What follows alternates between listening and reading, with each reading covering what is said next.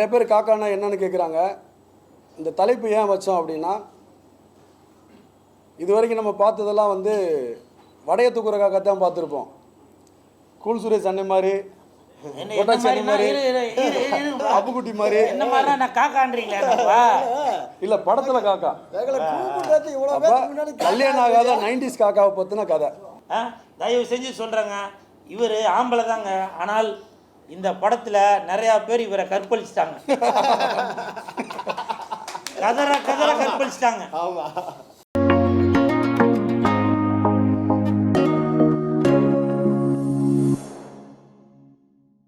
கா கா கா கா கா கா சொல்லுங்க. கா கா கா டேய் சொல்லாண்டா. கா கா கா கா கா. இப்போ இந்த காகான்னு சொல்றதுக்கு என்ன அர்த்தம் தெரியுங்களா? என்னன்றத இயக்குனரும் நடிகருமாகிய திரு பேர் என்ன சார்? தேனிக்கே பரமன். தேனிக்கே பரமன் இல்லை, தேனிக்கே பரமன். அவர் வந்து இனிப்பா இந்த தேனியிலேருந்து வந்ததுனால திரு பரமன் அவர்கள் இந்த காக்கா படத்தை பற்றி விரிவாக பறந்து சொல்லுவார். சொல்லுங்க. நிறைய பேர் காக்கானா என்னன்னு கேட்குறாங்க. இந்த தலைப்பு ஏன் வச்சோம் அப்படின்னா, இது வரைக்கும் நம்ம பார்த்ததெல்லாம் வந்து வடைய தூக்குற காக்கா தான் பார்த்துருப்போம். கூல் சுரேஷ் அண்ணன் மாதிரி, கொட்டாச்சி அண்ணன் மாதிரி, அப்புக்குட்டி மாதிரி. என்ன மாதிரி நான் காக்கான்றீங்களா? இல்லை, படத்தில் காக்கா. கல்யாணம் ஆகாத 90s காக்காவை பற்றின கதை. எப்படிலாம் காக்கா வடைய தூக்குதோ அதே மாதிரி பொண்ணுங்களை தூக்குற காக்கா தான் இந்த 90s காக்கா. அதனால தான் இந்த காக்கான்னு தலைப்பு வச்சுருக்கோம். ஜனவரி 2ஆம் தேதி திரையரங்கில் வெளியிடுறோம். மகிழ்ச்சியோடு தெரிவிச்சுக்கிறோம்.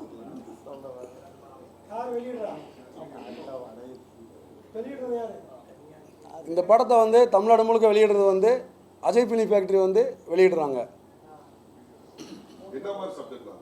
இது முழுக்க பொழுதுபோக்கை மையமாக வச்சு எடுக்கப்பட்ட முழு நீள காமெடி படம்.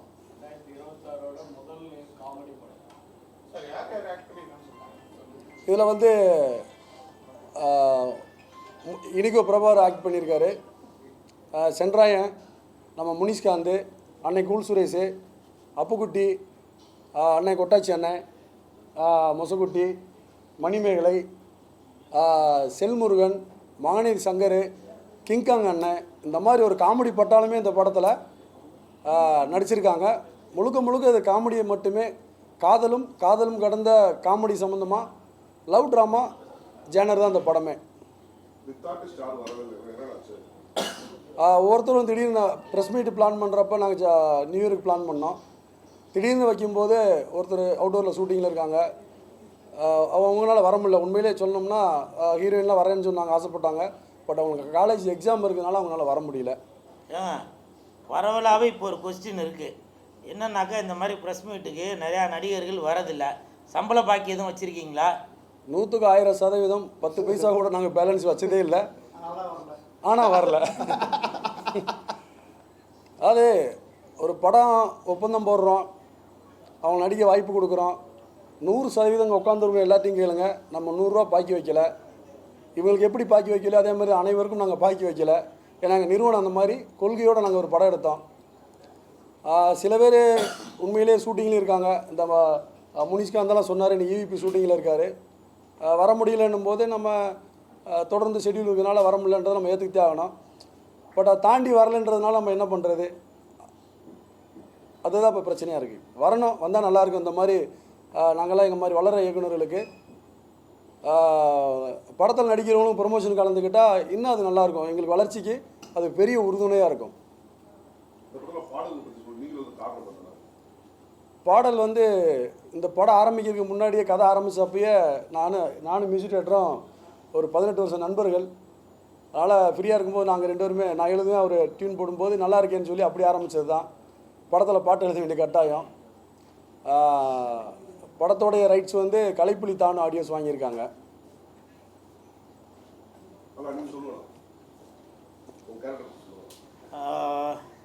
படம் பேர் காக்கா.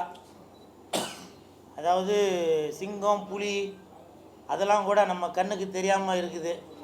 நம்ம ஜூ அந்த மாதிரிலாம் பார்த்துருப்போம். ஆனால் காக்கா டெய்லியும் நம்ம வந்து கண்ணில் பட்டுகிட்டே தான் இருக்கோம்.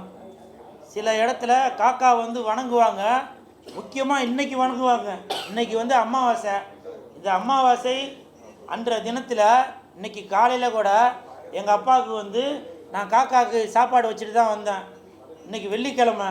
நிறையா பேர் கூட இன்றைக்கி நான் படம் பார்க்க வரலன்னு சொல்லி கேட்டப்போ அவங்களே ஒரு முடிவு பண்ணியிருக்காங்க, இன்றைக்கி வெள்ளிக்கிழமை. அது மட்டும் இல்லாமல் இன்றைக்கி அமாவாசைன்றதுனால கூல் சுரேஷ் காக்காவுக்கு சாப்பாடு வைக்க போயிருப்பார், அதனால தான் இன்றைக்கி அவர் படம் பார்க்க வரல போல அப்படின்னு. அதுவும் ஒரு உண்மை தான் அது.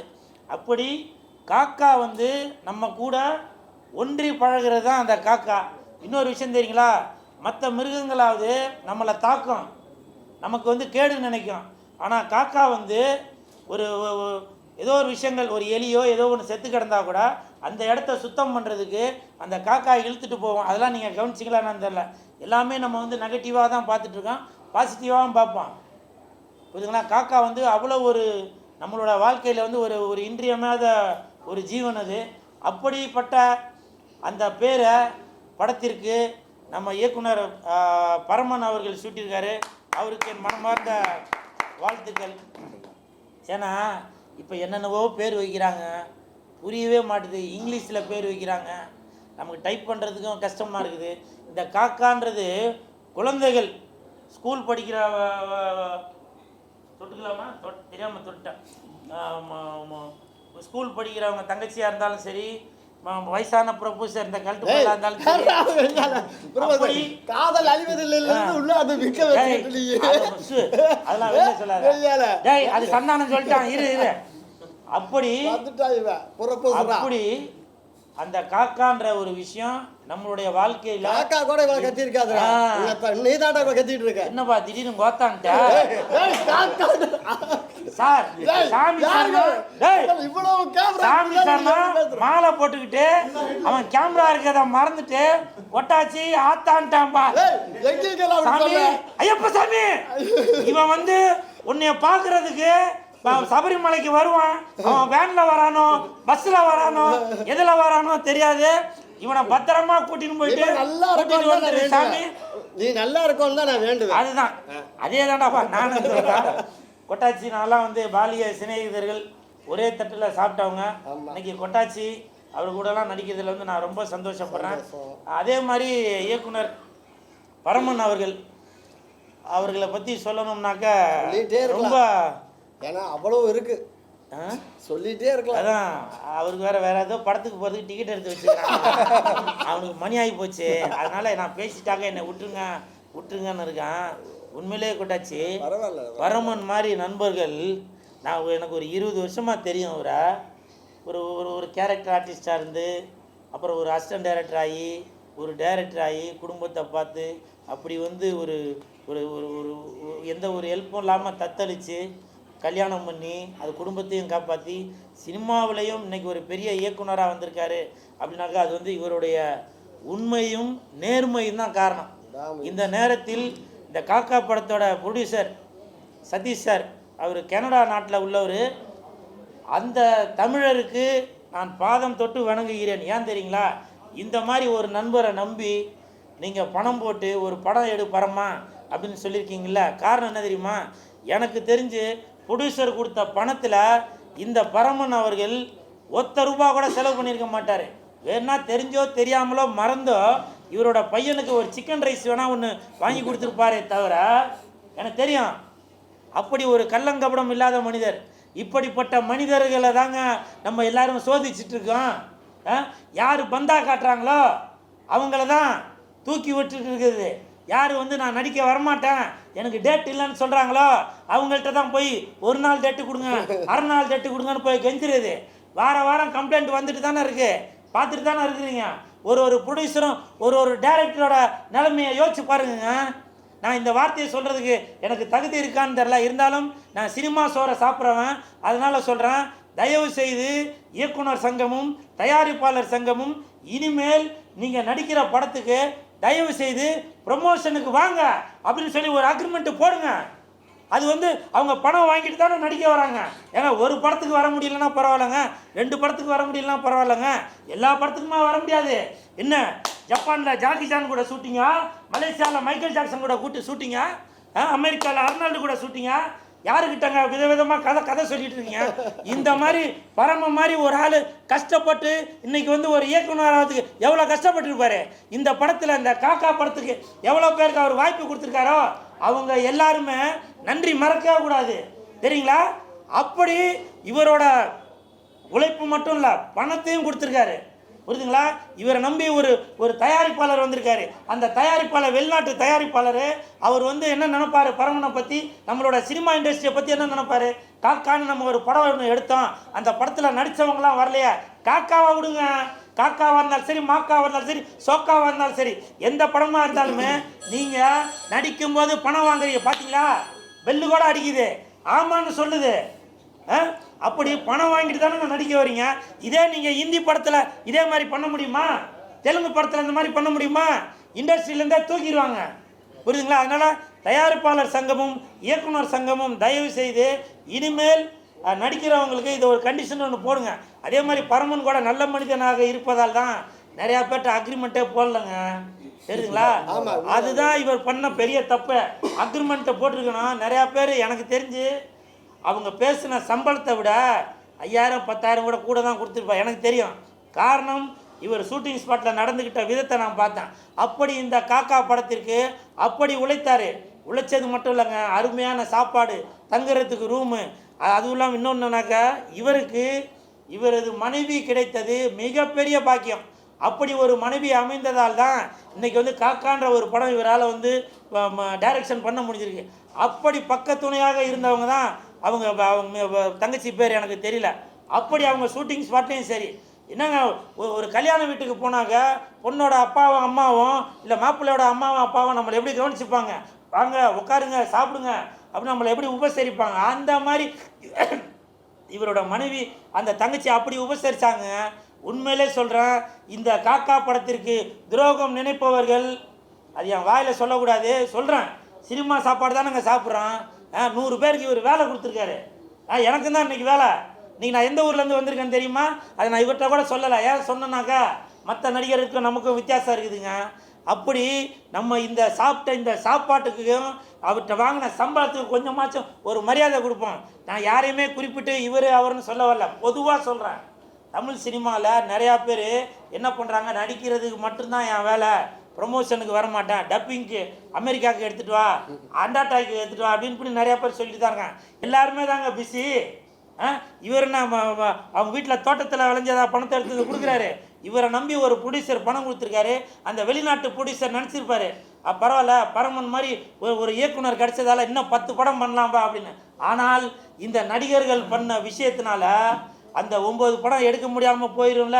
இதனால் யாருக்கு இழப்பு? தமிழ் சினிமாவை சேர்ந்த நமக்கு தான் இழப்பு. இந்த கூல் சுரேஷுக்கு தான் இழப்பு, இந்த தங்கச்சிக்கு தான் இழப்பு, கொட்டாச்சிக்கு தான் இழப்பு, அந்த தம்பிக்கு தான் இழப்பு, இந்த மியூசிக் டைரக்டருக்கு தான் இழப்பு. அப்படி தமிழ் சினிமாவை சும்மா வேணால் மைக்கு முன்னாடி வேணால் கிடைக்குமா மட்டும் இவர் வந்து என் நண்பன், இவருக்காக நான் உயிரை கொடுப்பேன், மண்டையில் அதை கொடுப்பேன் அப்படின்னு சொல்லி நம்ம என்ன வேணாலும் சொல்லலாம். அதெல்லாம் இல்லைங்க, செயல்முறையில் காட்டுங்க, புரியுதுங்களா? இன்றைக்கி கூட இந்த ப்ரெஸ் மீட்டு எங்கே வேணாலும் வைக்கலாம். ஆனால் ஜின்னாபாய் அவர்கள் என்ன பண்ணார், வடபழனியில் உள்ள விருதுநகர் ஹோட்டலில் நல்லா பெரிய இடமா இருக்குது, இந்த இடத்துல வைப்போம். ஏன் ப்ரொடியூசரோட சூழ்நிலையை கருதி, இயக்குனரோட சூழ்நிலையை கருதி இந்த இடத்துல வச்சா காம்பேக்டாக இருக்கும் அப்படின்ற ஒரு எண்ணத்தில் தான் இந்த விருதுநகர் ஹோட்டலில் கூட வச்சுருக்காங்க. அப்படி எல்லாமே நமக்கு ஒரு சாதகமாக அமையுது. அப்படின்றப்போ இந்த படத்துக்கு நம்ம சப்போர்ட் பண்ணணுமா வேணாமா? தயவு செஞ்சு சொல்கிறேங்க, இவர் ஆம்பளை தாங்க, ஆனால் இந்த படத்தில் நிறையா பேர் இவரை கற்பழிச்சிட்டாங்க, கதற கற்பழிச்சிட்டாங்க, கர்ப்பமாக்கியிருக்காங்க. எனக்கு தெரியும், அதெல்லாம் கர்ப்பமாக்கியிருக்க மீன்ஸ் அது ஏதோ நான் வேற ஒரு அர்த்தத்தை சொல்ல, ஒரு கர்ப்பமான அந்த தாய் 10 மாதம் எப்படி கஷ்டப்படுவாங்க, திரும்பி படுக்க முடியாது, உட்கார முடியாது, நடக்க முடியாது, சாப்பிட முடியாது, தலை சுத்தம். அப்படி அந்த தாய் 10 மாதம் என்னென்ன கஷ்டங்கள் அனுபவிச்சாங்களோ அதே மாதிரி தான் இந்த பரமன் அவர்கள் இந்த படத்தை வெளியிடுறதுக்காக அவ்வளோ கஷ்டப்பட்டுட்டு இருக்காருங்க. மனசு கொதிக்குது. நான் நேரடியாக கண்கூட பார்த்தவன். நான் ஒரு வாரத்துக்கு ஒரு தடவை, ஒரு மாதத்துக்கு ஒரு தடவை இவருக்கு ஃபோன் பண்ணுறப்போ அவர் கண்ணிலேருந்து ரத்தம் தாங்க வரல. அவ்வளோ கஷ்டப்பட்டுருக்காருங்க இந்த படத்துக்கு. தயவு செஞ்சு இப்போவும் சொல்கிறேன், இப்போ நான் சொன்னதெல்லாம் வந்து சினிமா இண்டஸ்ட்ரிக்கு மட்டும் இல்லைங்க, பொதுவாகவே தான். நீங்கள் எந்த இடத்துல வேலை செய்கிறீங்களோ, ஹோட்டலில் வேலை செஞ்சாலும் சரி, கன்ஸ்ட்ரக்ஷனில் வேலை செஞ்சாலும் சரி, கம்ப்யூட்டரில் வேலை செஞ்சாலும் சரி, அந்த இடத்துல வேலை செய்கிற இடத்துக்கு கொஞ்சமாச்சும் விசுவாசமாக இருங்குங்க. அந்த ஓனர் சம்பளம் தராருல, சாப்பாடு போடுறாருல, அதுக்கு கொஞ்சமாச்சும் விசுவாசமாக இருக்கணுன்றதுக்காக தான் சொல்ல வரேன். இந்த படம் காக்கா படம் வருகின்ற ஜனவரி 2ஆம் தேதி நியூ இயருக்கு மறுநாள் படம் வருது. படத்தை பாருங்கள், என்ஜாய் பண்ணுங்கள். காக்கா காக்கா காக்கா படம் நல்லா இருக்கும். சோக்கா சோக்கா சோக்கா.